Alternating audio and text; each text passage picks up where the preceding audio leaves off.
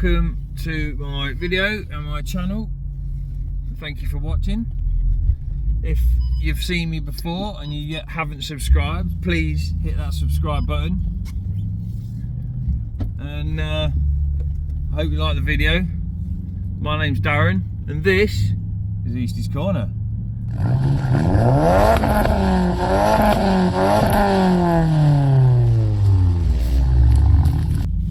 Today I haven't done a proper video on my new car. It wasn't a very good car, a new car reveal, so I thought today I might do a little bit of a review. Hopefully you'll find it interesting. Hopefully I get the figures and facts correct. If I don't, I apologise, but I'm sure you can do your research. I apologise if there's a little bit of noise today, distraction, as I have got my grandson with me. Yes, I'm old enough to be a granddad. Yeah, so we'll start by introducing the car.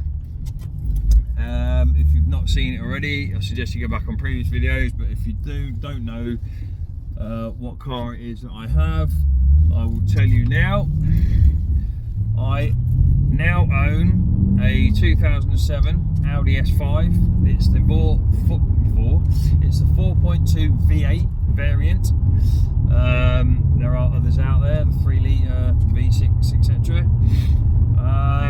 And I believe the standard brake horse figures are 354 brake horse and 325 pounds of foot torque.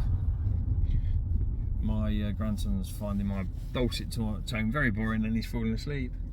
You going to sleep, Iz? Yeah. Yeah, so that's the standard figures. Mine has been remapped to 375 brake horse. I don't know what the torque figures will be on that. I'm sure they'll probably go up to 375-ish, maybe. Because the torque, I think the torque figures are higher than the... No, they're not, are they? They're about the same as the brake horse. So 354 brake, 325 pounds of foot torque. Alright, so it's probably gone up to about 350-ish pounds of foot torque. Anyway, it's very torquey. Naturally aspirated engine, so no turbo.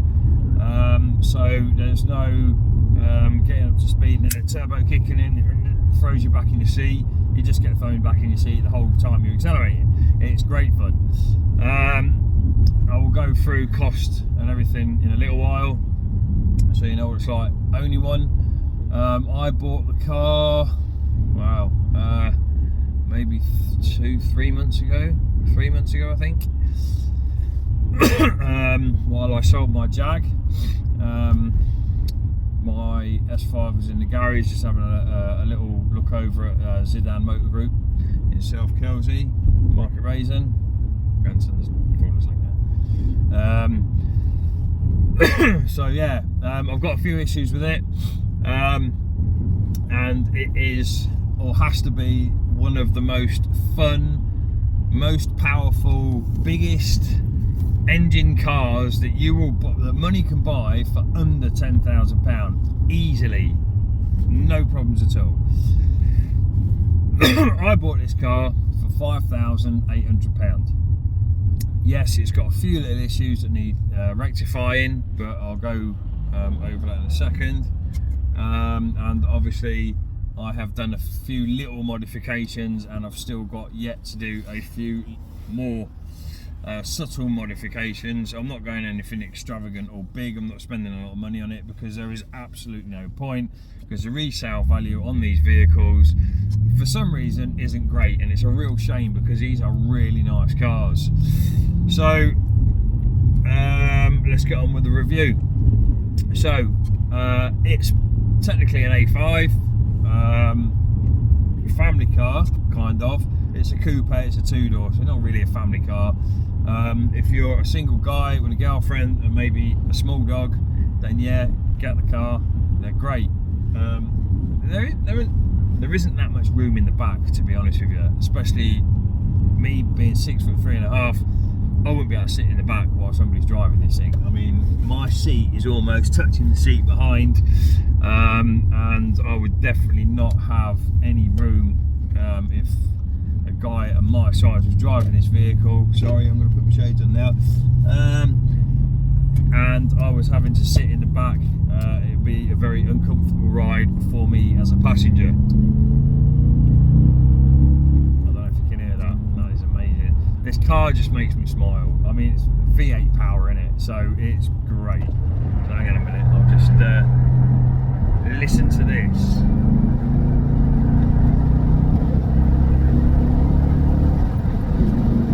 I don't know if you heard that. Probably a little bit too much wind noise, but I will pull over somewhere in a little while and I'll give you a little listen to the exhaust. The car came with a sports Miltech exhaust, so it's got sports cats on it, 2 sports cats. Obviously you've got 2 banks. Being a V8, you've got 4 cylinders one side, 4 cylinders the others in a V shape, that's what's called V8, and you've got an exhaust system per cylinder, per bank. So 2 exhausts, 2 sports cats, 2 lots of lambda sensors, 2 lots of problems, I suppose, in some respects, if unfortunately you get them problems. Yeah, this car makes me smile. This has got to be the best sounding car I have ever owned. I mean, I've only owned 2-litre turbos before. It's just power, power, power all the way through the gear changes. The thing is, being a 4.2 V8 as well, you think, oh, that's a bit of a beast of a car, it's going to be unusable, and to be honest with you, it's not unusable at all. I mean, if you want to drive it like a granny, which I have done, and I am doing really at the moment, you know, change gear every 2,000 revs, it's not a bad car, to be honest with you. It's very, very, very useful, very usable, shall I say, user friendly, easy car to drive. And then, well, obviously when you want the power, you don't even have to change down gear, you just put your foot down, and the torque and the pull on the gear is just, wow, it's pretty amazing. Yeah, so it's a nice easy car to drive. It's a manual as well, this one. I don't think there's a lot of manuals left about as far as I'm aware, or they're very hard to come by, one of the two. There are a lot of automatics on the road, but yeah, this is the manual version. Yeah, it's a great car to drive. It's a quattro as well, so 4-wheel drive. Is it 4-wheel drive? Quattro, it's not really, it's sort of a 70-30 split, I think, mostly to the front wheel, 30% to the rear wheel, something like that. I can't remember what the split ratio is, so it's not technically a 4-wheel drive, but it is a quattro. Yeah, and the layout of the car is nice, it's very comfortable. This one comes, as you can see, with a full red leather interior, and for its age as well, it's only done 101,000, well, I bought the car with 97,000 miles on the clock, and it's now got 101,998,000. Start that again. It's now got 101,998 miles on the clock now. So yeah, it's quite a low mileage for the age of the vehicle. Obviously, it's a 2007, so you're talking 16 years old, going on 17 years old. It's a 57 reg. So that is on average of about, what's that, 8,000 miles per year that it's done in its lifetime, which is pretty damn good, really. I bought the vehicle with a little bit of service history, not a great deal. The guy that I bought it from said that it needed a top mount of some description. The exhaust rattles because yeah, apparently they'd fitted it wrong or something, but since I've owned the vehicle and I've put a diagnostics machine on it and all that kind of stuff, and I'd look into it, the driver's side engine mount has gone, so that needs changing as well. And yes, he was right, it does need a top mount on the passenger side, on the passenger side front. So that's going to get done hopefully this weekend, after I fix my daughter's clutch. Again, another video. Oh yeah, also there was another thing as well. So obviously I need you guys for this. If you can comment in the comment section. The left-hand drive. Start again. Put my teeth back in. The left-hand side of the vehicle, the air vents blow hot all the time, and the right-hand side is absolutely fine. It works as it should, hot and cold when you want it. And I've even had the air con re-gassed. Oh yeah, the AC pressure switch had gone, and it was leaking out the plug. So you don't undo the adapter or the electrical connector, and you can actually hear AC leaking through the switch itself, the switch itself. So I took the switch off. Again, you can take the switch off because there's a little ball cock or something in the top of that pipe and stops the AC from leaking. So I took that off and replaced the AC switch. I will put a price and there now what I paid, and also I'll put a link in the description as well for you if you need one. I bought it from eBay. I can't remember how much it was at this present moment in time without looking. So yeah, what else is there? I replaced the steering wheel as well. If you have a look in the previous video, you'll see I replaced the steering wheel. I basically got from eBay, as is in the link. There's a link in the description of my last video, but I can put a link in this. I'll put a link in this video as well to the steering wheel. Again, another eBay purchase. It was £269, I believe,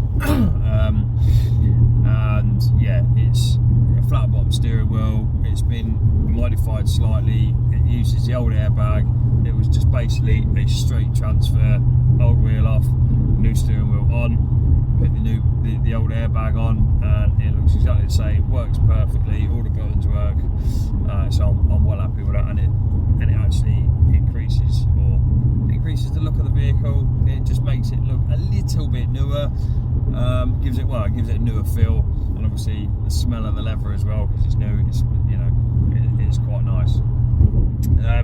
As for the rest of the car, I have sat nav, which is a little bit outdated, so you can buy update discs on eBay, I believe, for about £3.99, £4.99, something like that. You just put the disc in the boot, in the sat nav disc player, and you have an updated version. I'm not sure what year you can get. I've not checked it out yet. I need to, but then again, I'm not sure, because I'm not sure what I want to do with the car, to be honest with you, at the minute. I need something a little bit more practical, to be honest. So I'm actually thinking about selling this car now. I know you're probably thinking you've had it 3 months and you're selling it already. There's got to be something wrong with it. Well, no, there isn't, because I'm putting everything right with it before I sell it. I've put 2 new tyres on the front.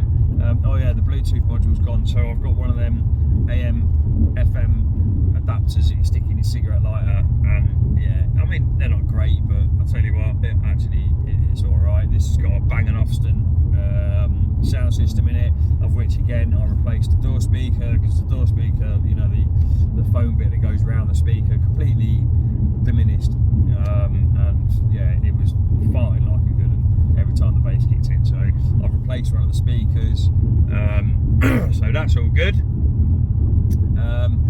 Other than that, there's not really a lot else that needs doing to the car. I think maybe one of the front, I think it was the front passenger side damper, shock absorber in England we call them. We probably call them dampers in America. You might call them dampers in England, who knows? Depends on what part of the country you're from, I suppose, and knowledge you have. So yeah, the front shock absorber is on its way out. I'm not sure, because we've got the top mount issue, so I won't know until I've replaced the top mount in whether we know whether the shock absorber's gone, because it just doesn't feel quite right on the corners, but that's probably because of the top mount issue, so we'll find that out once we replace the top mount. Other than that, I've just ordered some new LED bulbs for this car, number plate lights, lights and reverse lights. And for some reason on the Audis, the reverse light bulbs are shockingly bad.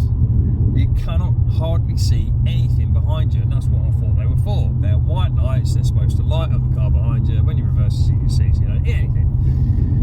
And again, in true Audi fashion, they're not great. It's the same with the headlights as well. The headlights on the Audis aren't great. I had the same with my Q7, as you will look and see on a previous video on my Q7.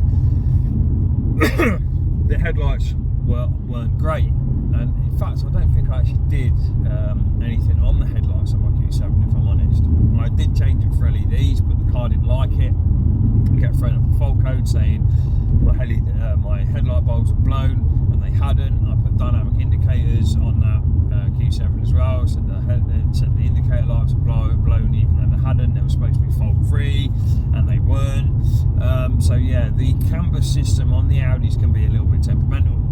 But saying that, this S5 is exactly the same year as my Q7. No, it's not actually. My Q7 was an 07, this is a 57, so it's one registration newer. I don't know if that's got anything to do with it, but I have put dynamic indicators on this S5, so you get the swishing, so I'll show you in a bit. You get the switch from left to right, right to left, and yeah, no fault on the dashboard. Oh yeah, there is one other thing. I have got a fault for the brake wear sensor on this car. It's had new pads, front and rear, and the discs are all in good nick. And it's saying that my brake pads need changing. So I've changed the sensor, which is on the front passenger side of the vehicle. There was only one sensor on the car, which was a bit strange considering on all other Audi, well, the other Audi that I had, the Q7, there were, I believe there was two, one on the front, one on the back, or there could have been four. Yes, there was four sensors, one to each wheel, and this one, for some strange reason, Audi thought, oh no, we'll put one sensor on it, because that's a really good idea. So yeah, and I've changed the sensor, and it's still coming up that the brake pads need changing. So I don't know if that's a connection issue with the ABS module, maybe, and it's got a corroded pin or whatever in the connector. I don't know, but again, that's something I've got to get sorted out. I mean, it doesn't affect the driver. It doesn't, you know, it's not a problem. It's a bit annoying seeing the brake light sensor, the brake light wear light on the dashboard. Yeah, so with this model as well, with most Audis, as most people know, you can set up the dashboard to see your miles per hour, distance to empty when you fill up.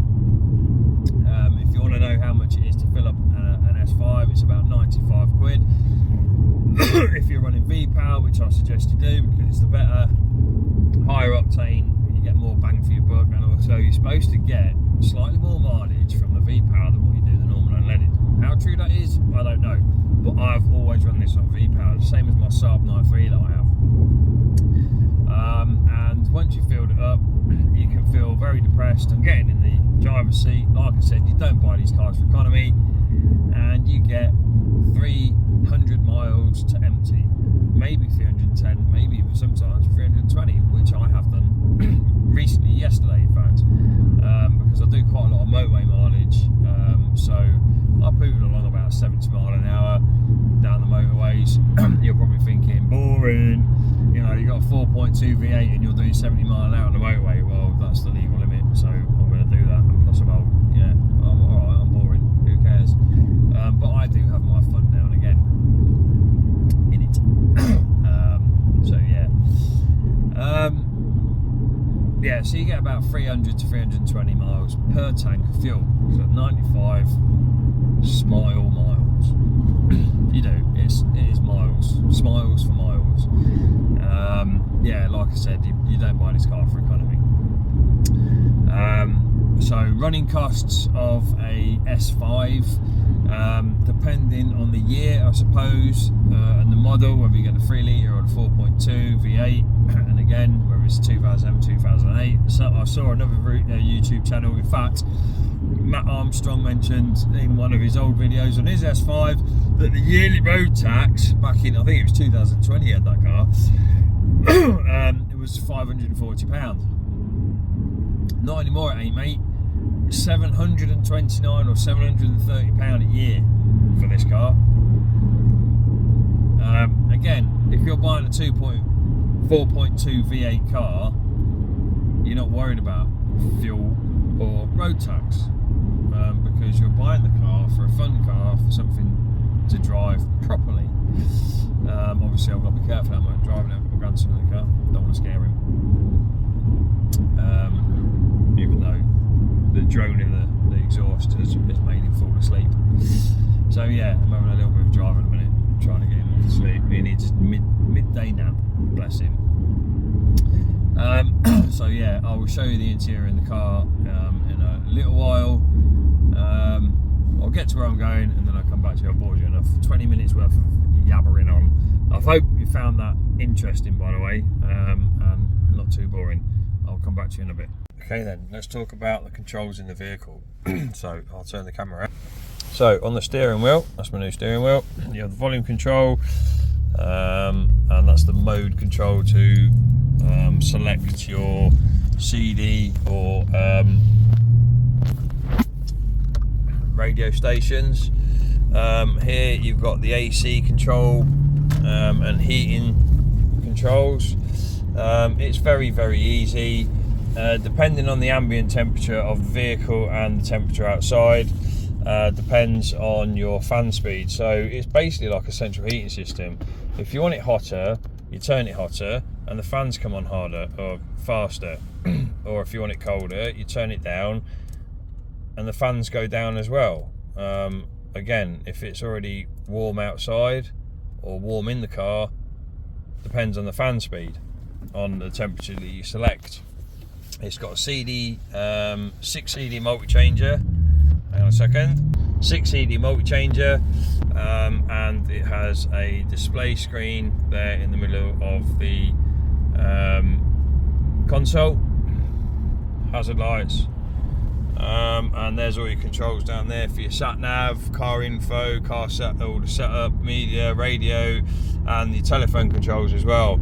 Unfortunately, Bluetooth module on this car has failed, so I can't use the Bluetooth on my phone. But like I said, I've bought a FM Bluetooth that you just plug into your cigarette lighter and you tune it into the radio, and it actually transmits through one of the radio channels, the megahertz. So mine's set up 107.1 because I don't think there's any radio stations on that channel, and it seems to have worked pretty well for now. So yeah, that's the controls on the vehicle. I'll take you around the vehicle in a bit. I'll come back to you in a second. Okay, welcome back. This is the S5 from the outside. It's a little bit dirty, so apologies. I need to.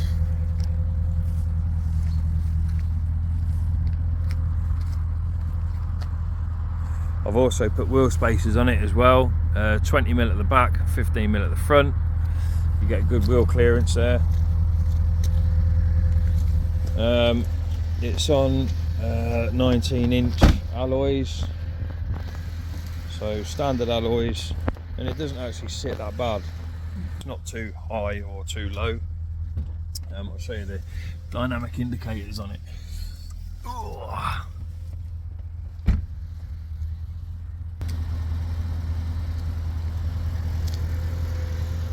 The carbon fibre wing mirrors that I've put on as well. Little modification there. And I'll let you guys listen to the exhaust on this thing.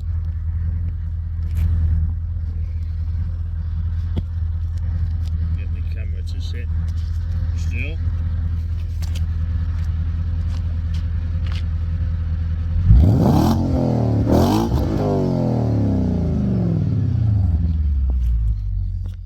And that is the Miltech exhaust, and so you get to hear the full extent of the 4.2 V8.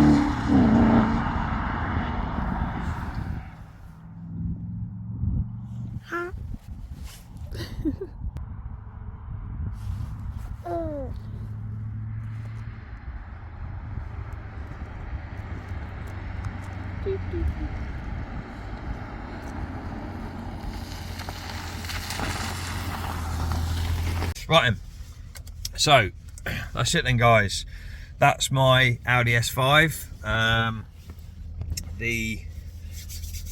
Yeah, I'll put all the prices of things and links in the description to the bits and bobs that I've got for the car so far. Bits that I haven't done yet: spoiler, spats at the rear, carbon fibre. I was going to do a little bit of carbon fibre wrap on that rear diffuser. There's like a silver bit at the bottom. I'm going to get that carbon fibre wrapped because obviously the wing mirror covers on this used to be silver as well. That's why I changed them to the carbon fibre one. So yeah, so that's the Audi S5 review done. Hope you've enjoyed my video. Hit that like button guys, please, come on. And if you haven't subscribed yet, subscribe. Why wouldn't you want to subscribe to my channel? You know, you always get to see shit content and bad editing, and it's great. So yeah, until next time guys, take care, see you in the next one.